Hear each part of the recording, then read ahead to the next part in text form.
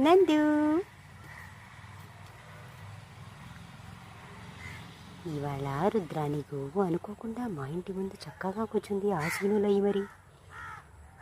Hope she's feeling very comfortable in our place. చాలు మాకు ఆ ఆనందం. నేను వచ్చి చూసేసరికి వాళ్ళ పాపతో తను ఇంకొక గోవు కూర్చొని సేద తీరుతున్నాయి. ఆహా, ఎంత చక్కటి దృశ్యం అనుకున్నాం. జయ జయ హే మధుసూదన కామిని రమ్య కపటిని శైలశ్రుతే. ఓం శ్రీమాత్రే నమః. నందు, చిన్నారి నందు, నందు